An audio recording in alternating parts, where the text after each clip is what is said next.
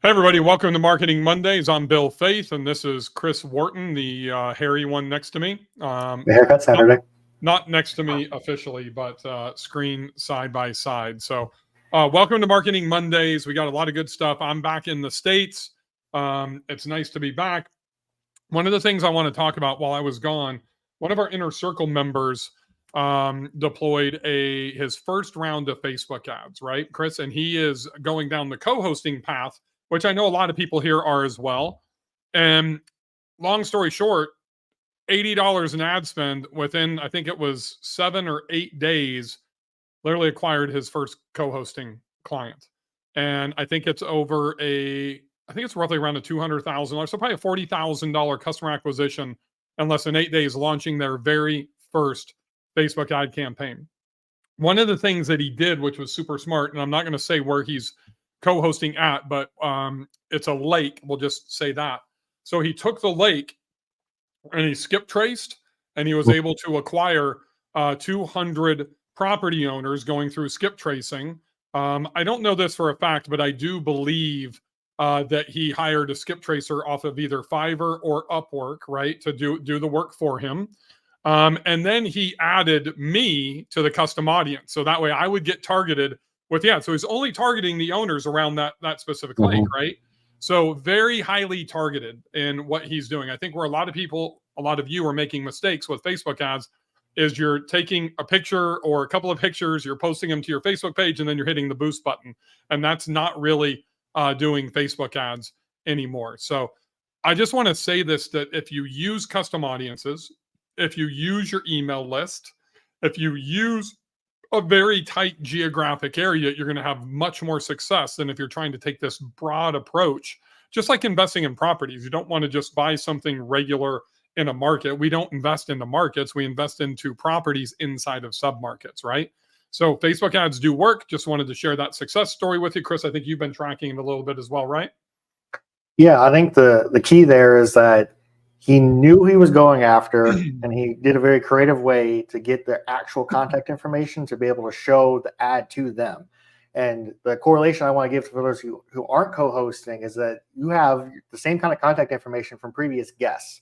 So if you aren't running ads, it won't cost a whole lot because you're not going to have hundreds and hundreds of people. But to your previous guests, to get them to come back, it's 1,000 times easier. The number is actually 7, but it's 7 times easier to market and get someone to spend money with you again that previously spent money with you.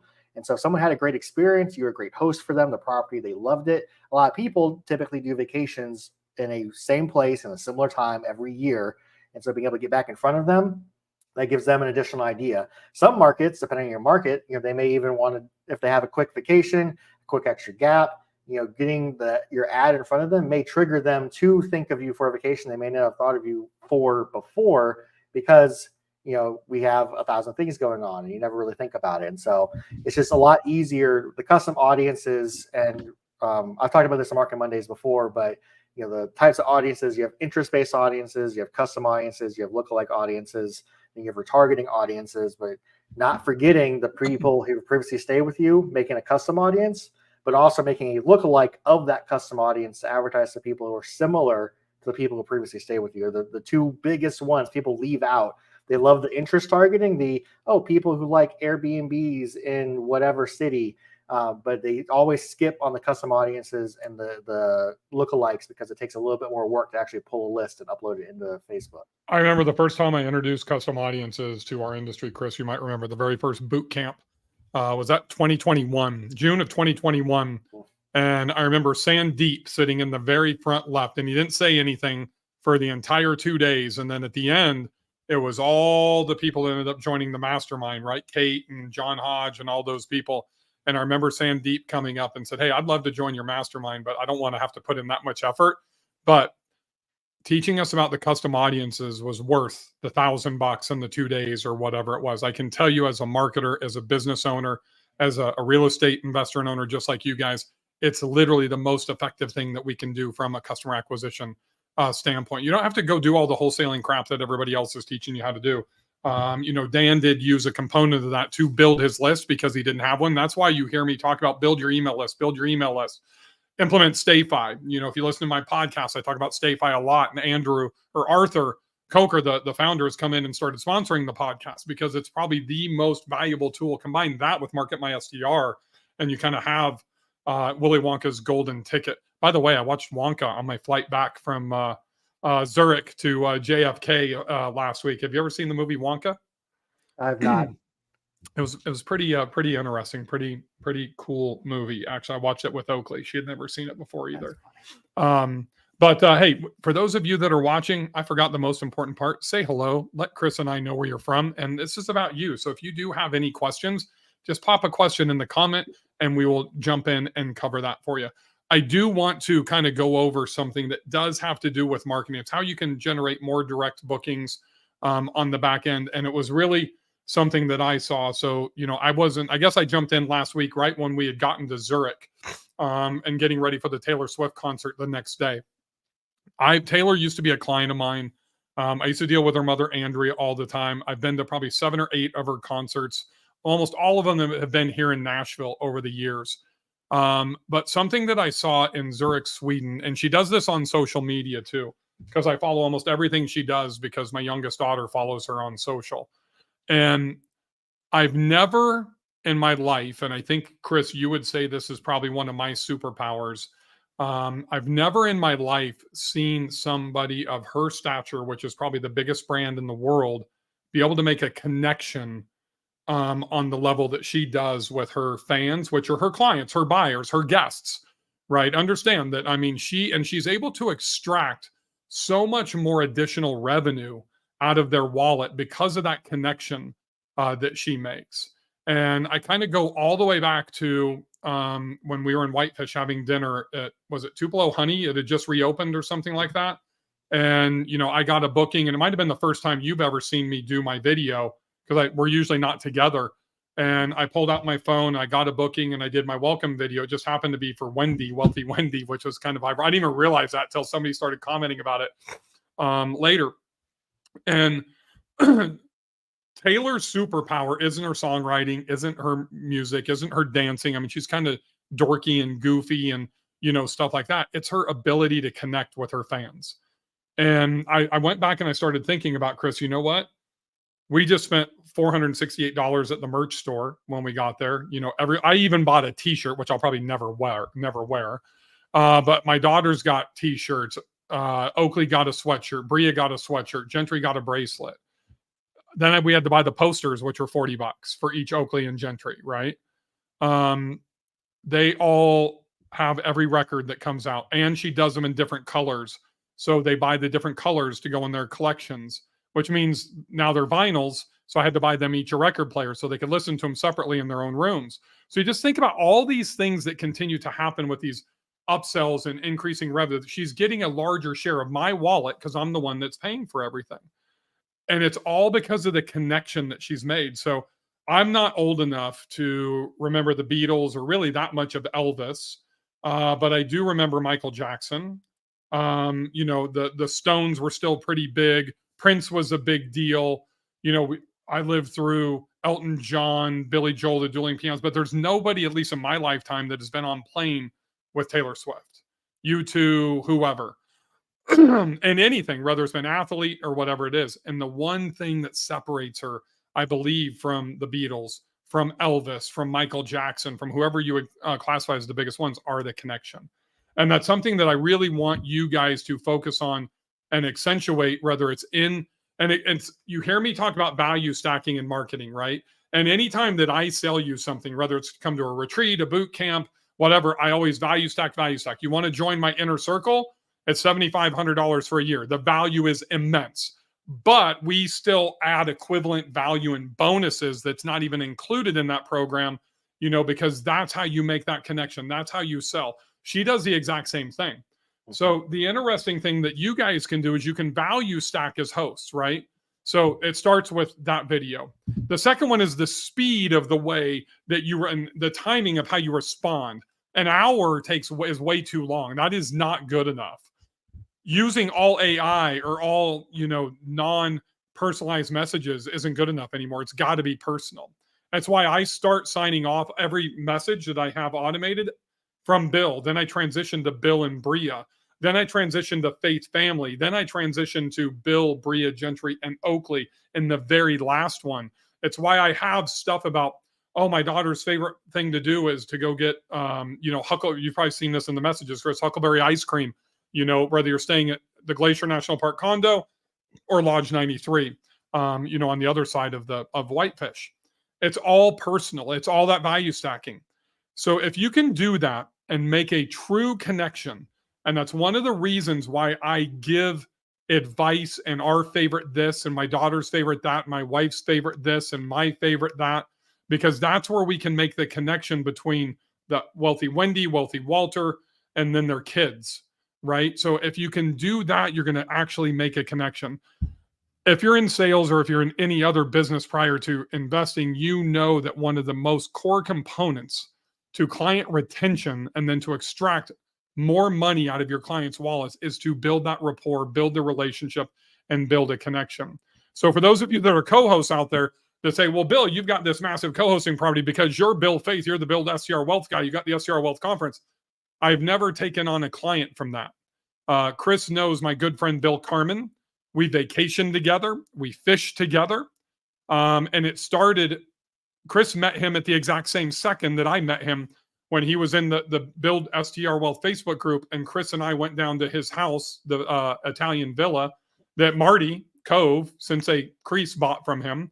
And I said I would go down there and take a look and give him some advice on one condition, if I could bring Chris and we could video the entire thing. I don't think we ever used that fucking video for anything, by the way. We should probably break that out of the archives. And then he became a co-hosting client. I helped him sell that property, found his property in Gulf Shores, co-hosted it for him. But because we've made a connection, him and I are now really, really good friends. And we do things outside of the co-hosting realm together. We vacationed together. We went snowmobiling in Yellowstone together. He's a member of my Good Hoodie vacation gang with people from another industry. All these things. I can't emphasize enough that making those connections is the most important component in increasing your direct bookings and in your marketing.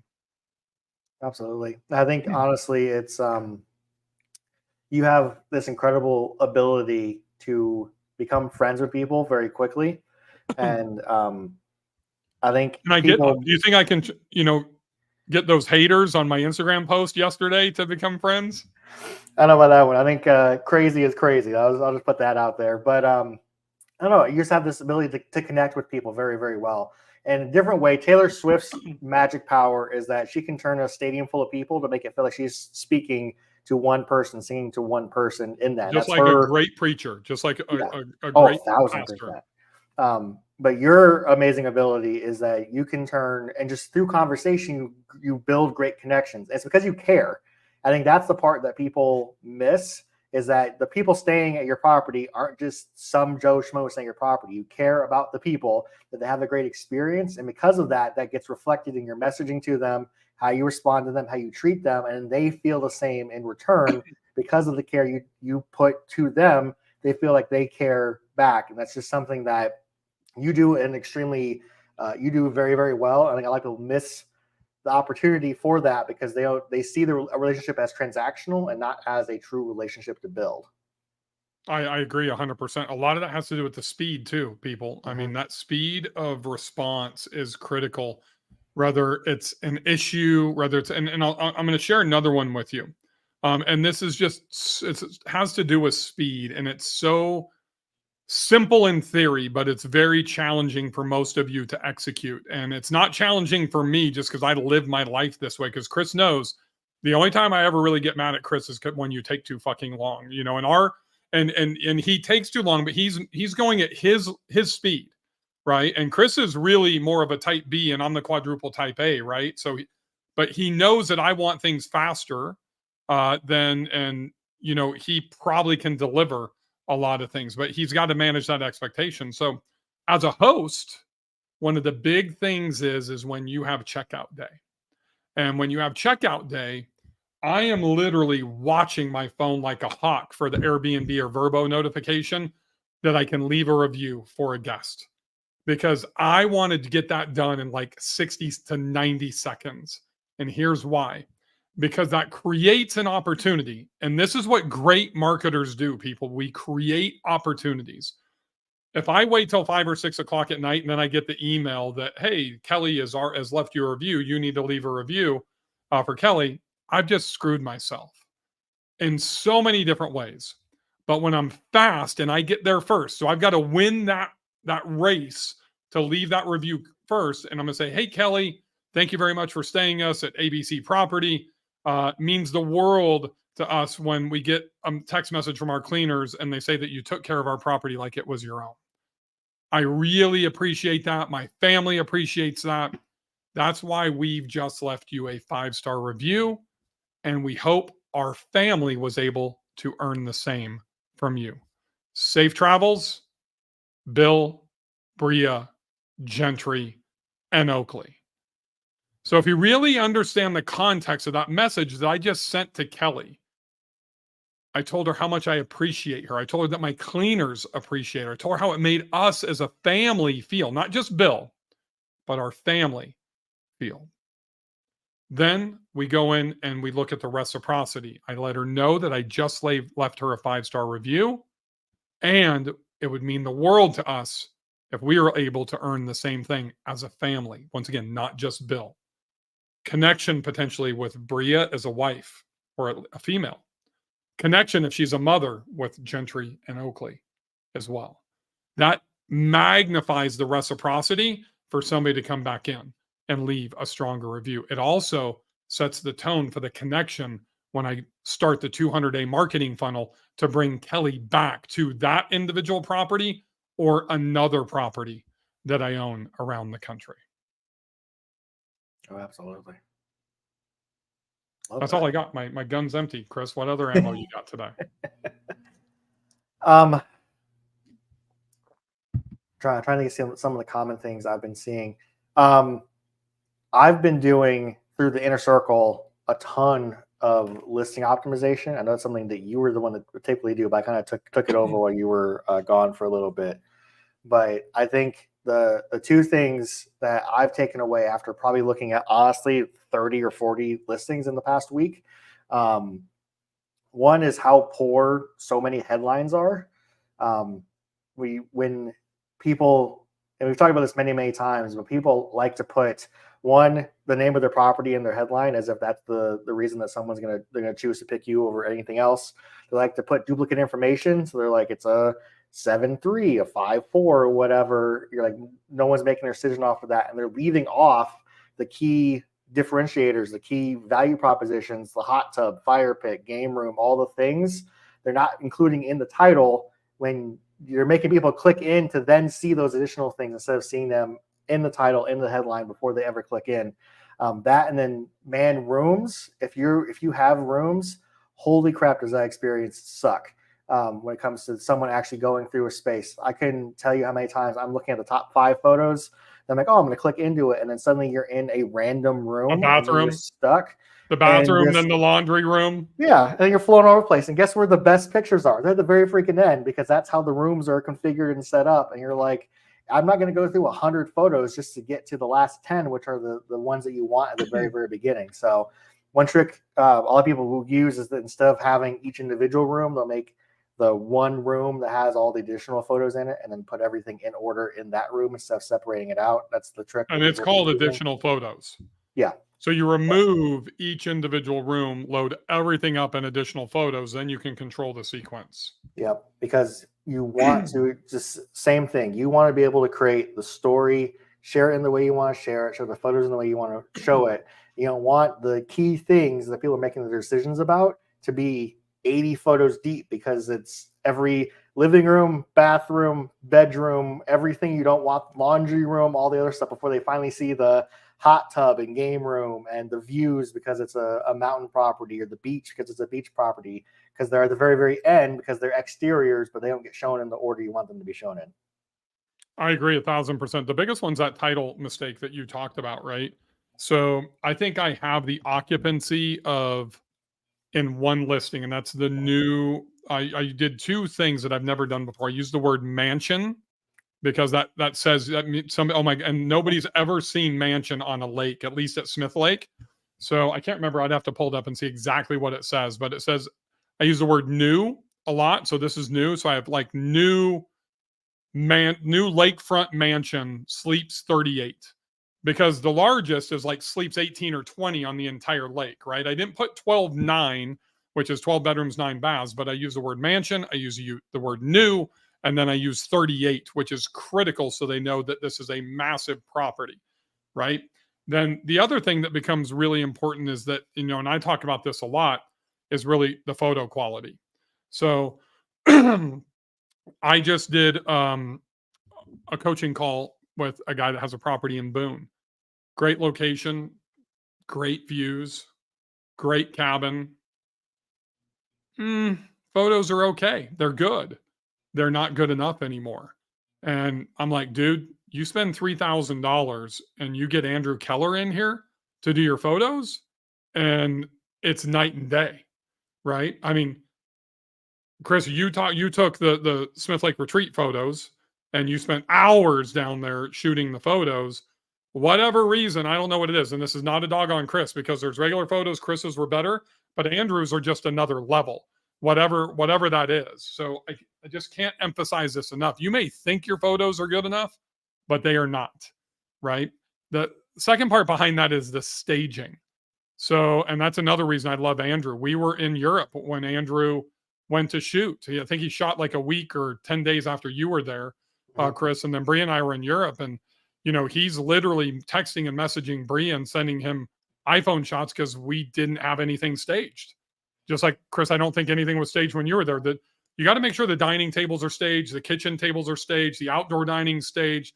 You got the charcuterie or wine or whatever on the hot tubs. You want to make sure that you're staged at the fire pits, all that stuff. So he even said, I need to send you, he did his first drone footage, and he actually got some type of drone to where he flies it through the house, which is crazy, cool, as opposed to using the Osmo. Mm-hmm. But he even did I think I sent him the stuff that you'd done. I think it was Dragonfly, where you flew over the house, over the, over the back pool, and then like in and up, and then switched to Osmo and did walkthrough or something like that. So he did that same thing. But one of the things we didn't have is we didn't have it staged. So he staged, and he uses his mom a lot, like in the hot tub, or she was out kayaking in the drone footage and that type of stuff. Those lifestyle components are huge. Now, the one thing that I think from a marketing perspective is really important is when you pay somebody to shoot video footage like that, make sure you are getting access to the native files. That way you can chop it up and put it on social, right? And that's something I think I just got it yesterday or the day before. He has it in my Dropbox, to where now I can go in and I can give that to Chris or a VA or whatever and have them chop that up. And now I've got social content for Reels or whatever that is. That's one of the important things of how you can create small chunks of content and then repurpose that in many different fashions, whether it's TikTok, Instagram, Facebook, whatever that is. But I think back to the listing optimization, photos are still the biggest thing that I see that are holding people back, especially if you're spending money. So one thing that Bria hates is, we're spending $2,500, $3,500 a house with Andrew. And when we go in and design, that's the first thing I type into her budget is going to be photography. She's like, that never used to be in there. I said, it's a big expense, and that is part of the marketing and the design budget. And, design, most people think it's just like interior design, linens and couches and stuff like that. But for us, it ties into that overall investment budget, right? So that's something that I would advise you guys when you are running a pro forma, that you make sure your CapEx investment that you have $2,000, $2,500, $3,000 for a 4, 5, 6 bedroom plus. I mean, condos, 2 bedrooms are going to be a little bit less expensive, but you can't get away with those $500 photographers anymore. The other thing in regards to copy, Chris, is I don't know what you saw in the last couple of weeks, but I don't see people filling everything out. Meaning they're only using 1,000 words in the long form description. They're not doing, even because they have touch stay or they're doing something else, they're not filling out the guides, they're not filling out the Wi-Fi. They're not checking the boxes for, smart lock entry or self check-in. Yeah. They're not typing in or how to get around the neighborhood and that type of stuff. You want to fill out all the copy, inside of your listings. What are some of the other things that you've seen? I mean, that's such a huge one. And with the copy, I always like using Elk Lodge as an example, because I think it probably has the most filled out because it's complicated, right? There's multiple levels. There's a guest house with a game room under it. There's lots of other things to make it complicated. And the way you have it laid out of here's the floor, here's the rooms that are on that floor, here's what's in each room, makes it easier for people to understand. And to think that people don't know this space, especially the bigger the house or more complicated a house layout is, the harder it is for someone to envision, does this work for my family or not? Do the rooms that need en suites have en suites? Do the rooms that don't? Where do we put the kids at if the adults are in this side? And the more you can actually lay out and explain all those parts and pieces, including a lot of the properties have the rendering of either the 3D rendering or a 2D floor plan, it really shows so people can understand what's where, who can stay where, and that's part of the decision-making process, especially if you have multiple families coming together to then stay in one property. They want to know where things are and what the beds are where and all that kind of stuff. People just leave that stuff out. There's 4 bedrooms. You're like, okay, which do they have en suites? Do they not? I'm not going to go through all your photos to try and determine if this bedroom has an ensuite or not. Label all the stuff, list it out, where things are, how close they are to you. Put it all in there. You have plenty of text space to do it. Just use the space to actually be descriptive and be detailed. I just assume that people will look or find or dig through your photos to find out. Agreed. Hey, Whitney, this is a great question from Whitney Rollo. Where's the best place to put your property brand name, if not in the heading, so buyers know where to find you? So, Whitney, I'm going to share my screen with you, and I'm going to show you the property that Chris was just mentioning here. So here is my Airbnb listing. God, that's rendering small for whatever reason. The screen is massive. I wonder if we can. No, so you can kind of see it. So Whitney, as Chris was saying, luxury lodge with views, hot tub, game room, fire pit. That's my title. Had that since day one. This has been ranking number 1, 2 in my space forever. But then I kind of start and I'll walk you through the images, right? So this is image number 1. That's my hero image that Andrew shot. Chris didn't even recognize it when Andrew reshot this last October.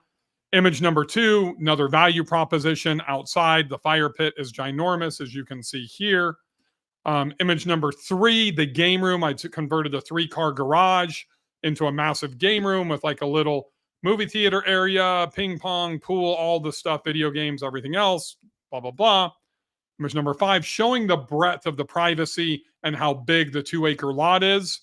And then image number 5 is kind of just as you pull in the exterior of the house. And then image number 6. So image number 6 on every one of my listings, Whitney, is where I have my sign. I would not just go in and drop in your logo. Don't drop in a QR code. That can get you kicked off the platform. But I'm putting in my sign. And I could defend if I got in trouble by Airbnb that, hey, this is at the entrance to go to the right way to showcase how to get to the house instead of going into some neighbor's yard. If I just take my logo that I had designed and drop it in there, I could get in trouble. So Elk Lodge in Banner Elk, North Carolina. It's the only photo that's just super simple because for the experienced guest that's looking to direct book, they can come in and see that, and then they can go in and do a Google search and find it and to be able to book direct. And then I just go back to your regularly scheduled programming just to continue on the listing optimization. I still have not gone inside the house yet. Image 7, image number 8, image number 9. It takes 8 images before I get inside of the house. You notice that we are holidays. That's because I am pretty much sold out through the summer. I have already transitioned to start selling for the holidays. And I believe I am already booked over Christmas and between Christmas through like the 2nd or 3rd of January with about $18,000 in bookings during that time. It did not happen until I updated this. And I made these updates, yes, in June. That was done like 3 or 4 weeks ago. So one of the other things from a marketing perspective that I want everybody to understand is that if anybody's ever been in retail before, one of the big things is with your merchandise is that you are re-merchandising every 90 to 120 days. And I am getting out ahead of my seasons. As soon as I start to, fill up through summer and through ski season, probably in January, I should be pretty much sold out for January and February for the ski season for that property. That's when I'm transitioning to spring and summer. As I'm getting sold out in summer in June, that's when I'm transitioning to fall and also to winter. So in my marketing for that property, I've already marketed the foliage, the Woolly Worm Festival, that type of stuff. So now I'm getting ready for ski season and for Christmas. And we're talking almost 160, 180 days in advance of that.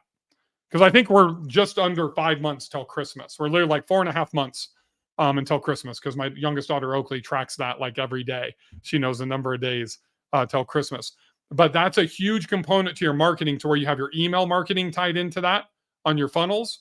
You also have your social media marketing tied into that. You have your listing tied into that as well. So that should, if you don't have everything automated like we do through Market My STR, then you really should be looking at going and setting some calendar invites, and then manually say, okay, I need to update my listing. I need to update my email marketing. I need to update my social strategy. And I typically do that when I get about 85% booked for a season, start making those transitions and changes. Love it. Cool. You got anything else to add, Christopher? No, I think it's a great one. As always, don't forget that these are on the YouTube channel. So when you're not subscribed to the YouTube channel, subscribe to the YouTube channel. But go back and watch. There's a whole bunch of them. Past 2 weeks, talked a lot about Facebook ads. There's always incredible insights to dig through them. So please go back through and watch. They're all about this length. They're sometimes a little bit longer. Heather, great question. If I don't have current fall pics for my property, would you use stock photos until I get them? Yes, but make sure you are paying for them, because you essentially are going to use them for a commercial use to generate revenue. So you need to go to Shutterstock, iStock. You can maybe, if you find some in Canva, you can buy them for $1, but you need to make sure that you have licensing for them. I don't want anybody just to go and start downloading them off of Google.